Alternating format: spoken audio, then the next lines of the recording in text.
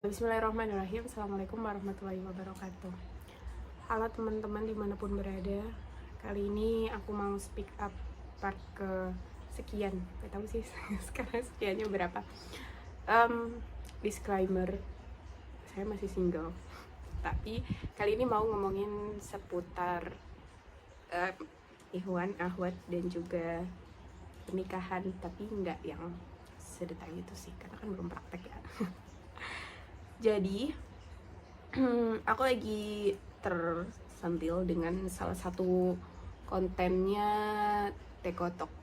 Jadi itu sebenarnya banyak yang disensor ya kata-katanya.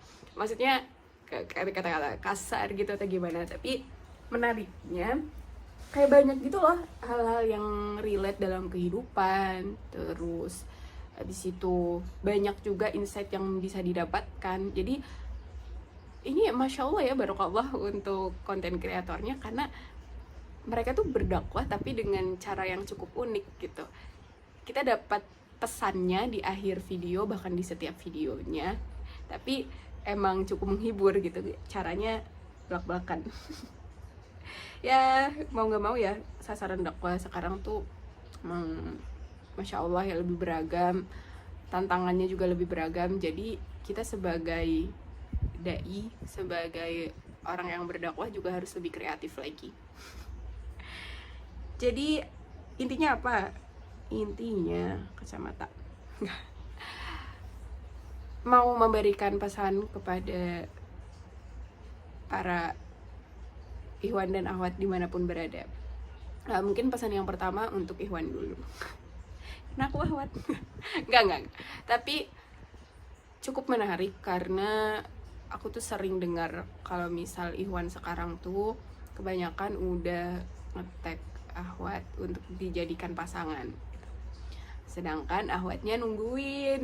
Ya, maksudnya gimana ya? Jadi kepada para ikhwan, kalau misal kalian itu udah punya akhwat yang menjadi tujuan sebagai pasangan, she's the one. Kayak ya udah, kenapa ditunda-tunda gitu. Dan kalau emang udah ada ketertarikan, tidak sebaiknya untuk ditunda, dan memang sudah sebaiknya untuk disegerakan. Jadi PR-nya adalah ya udah, siapkan diri kalian, jangan lama-lama. Maksudnya gimana ya, karena jadi akhwat itu pertimbangannya sangat besar loh kalau misal mau maju duluan. Dan kan akhwat itu sangat, fitrahnya memang sangat kental dengan perasaan ya, lebih dominan perasaannya gitu. Jadi kasihan kalau akhwatnya duluan yang maju tapi qadarullah belum jalannya gitu. Jadi mohonlah kepada para ikhwan, kalian tuh jangan mentang-mentang kayak nggak ada akhwat ya, banyak akhwat solihah insyaallah. Tapi mencari ikhwan yang solih itu ya, akhwat juga punya hak untuk memilih dan mencari, tentunya tidak hanya ikhwan yang boleh kayak gitu. Maksudnya akhwat juga punya hak untuk memilih dan mencari, tapi kan kebanyakan tuh memang dominan di ikhwannya ya, yang maju duluan atau yang ya mengikhtiarkan pernikahan tersebut gitu. Walaupun pada akhirnya memang harus sejalan dua-duanya, ikhwan dan akhwat. Walau alam jujur karena belum praktik jadi aku tidak tahu. Tapi di era yang sekarang ini, kemarin kebetulan habis ngobrol dengan salah satu guru aku, dan beliau bilang kalau misalnya akhwat udah terlalu berusia enggak tuh, maksudnya udah lumayan dewasa lagi usianya dari segi angka ya, itu biasanya makin banyak pertimbangannya gitu untuk menikah. Ya walau alam ya, karena saya belum terlalu berusia. Maksudnya ya nggak tahu sih, aku merasa aku masih muda, belum setua itu, mohon maaf nih. Jadi mungkin masih di fase yang ya butuh, tapi itu deh. Tapi beda lagi ketika udah lewat fasenya. Banyak banget sih, memang kebetulan aku sering mendengarkan pengalaman dari senior-senior ya, dimanapun gitu, yang mana beliau tuh kayak berpikir, udahlah, nggak usah nikah, atau ya elah nikah mah ntar juga begini begitu, pokoknya kayak macam-macam deh. Makin tambah usia tuh makin banyak kan inputan yang didapat, apalagi standar media sosial yang nggak bisa dijadikan standar gitu. Jadi PR banget sih memang ya untuk kita, ya usia berapapun kita, untuk menyaring informasi yang masuk ke dalam diri kita gitu, karena itu akan berpengaruh mau nggak mau sama mindset kita gitu. Kemudian ini ada sebuah pesan yang menurut aku relate untuk zaman sekarang. Jadi mungkin kalian ini ya familiar juga sama surah An-Nur kan, ayat 30 dan 31, di mana yang ayat 30, katakanlah kepada laki-laki yang beriman, hendaklah mereka menjaga pandangannya dan memelihara kemaluannya. Demikianlah itu lebih suci bagi mereka. Sesungguhnya Allah Maha teliti terhadap apa yang mereka perbuat. Ini adalah himbauan kepada laki-laki yang beriman. Nah, ini juga jadi highlight bahwasanya yang aku sadari dan aku pelajari dan aku alami, belajar tentang iman itu tidak akan pernah selesai sampai kapanpun. Dan di sini Allah mention laki-laki yang beriman. Jadi kalau kita merasa kita punya iman, ya udah, kita harus ngerasa di sini yang Allah beri pesan gitu, untuk menundukkan pandangan dan menjaga kemaluan. Ini cukup jadi PR karena sekarang banyak banget ahwat-ahwat yang udah tampil di media sosial, ahwat yang ya pokoknya karena lebih banyak populasi ahwat kali ya daripada ikhwan. Jadi menurut aku PR sekali, challenging kepada para ikhwan ya. Selamat deh GWS. Tapi ini ujian yang kayaknya baru ujian layer pertama deh untuk kalian menundukkan pandangan ini, karena bare minimum banget ketika sebelum menikah itu udah menundukkan pandangan. Itu sampai menikah pun kan harus menundukkan pandangan ya. Jangan sampai kita udah nikah terus masih ngeliat nih ahwat lain yang kesannya lebih cantik, yang lebih friendly, yang lebih baik gitu ya. Jangan sampai. Ini galak banget ya. Tapi maksudnya latihan itu harusnya udah dari sebelum itu. Jangan sampai baru latihan pas udah nikah. Maksudnya, walaupun misal ada orang yang udah pacaran duluan, ya walaupun tidak dibenarkan, tapi udah deket duluan sebelum nikah, lalu menikah, itu tidak menjamin sepenuhnya akan cinta mati. Yang cinta setia banget tuh nggak akan. Yang bisa merekatkan hubungan antara suami dan istri juga hanya Allah. Jadi, hubungan rumah tangga akan selalu lekat, harmonis, bahagia, tenang ketika Allah menjadi muaranya gitu.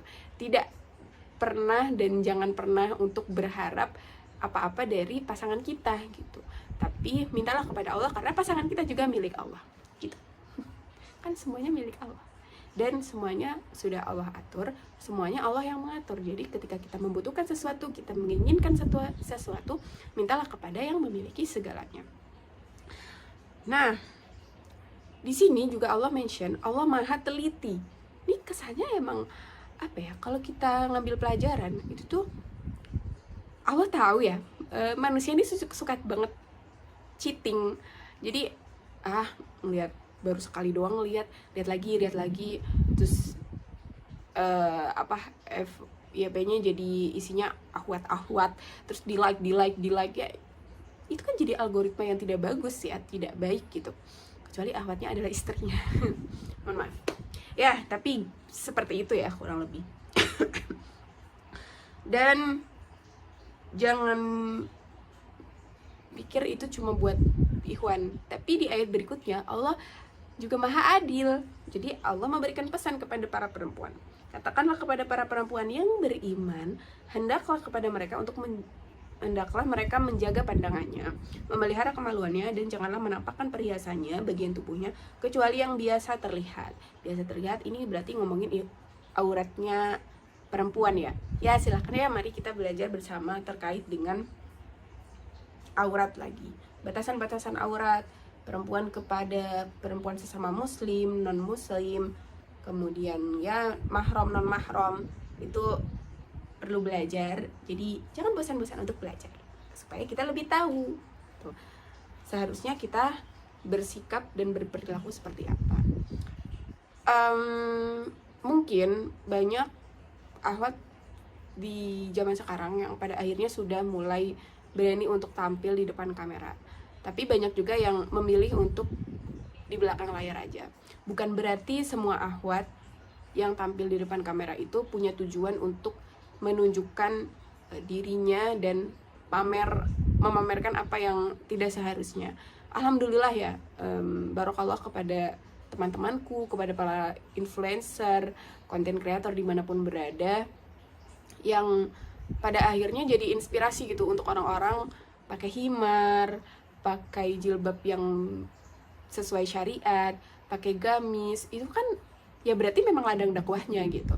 Ya pada akhirnya niatan orang untuk ngepost sesuatu ya udah jadi urusan seseorang tersebut dengan Allah gitu, antara hamba dan Tuhannya. Tapi di luar itu kita tidak perlu berpikir, wah si ini nih tampil mulu, tapi ya begitu, maksudnya ini nunjukin muka terus gitu.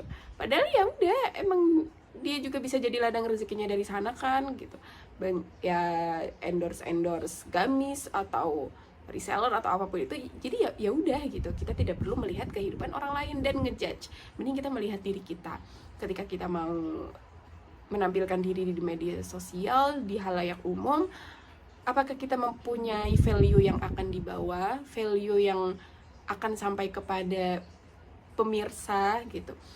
Kan konten itu juga bukan soal ya udah cuma biar dapat viewers sekian banyak, likers sekian banyak gitu.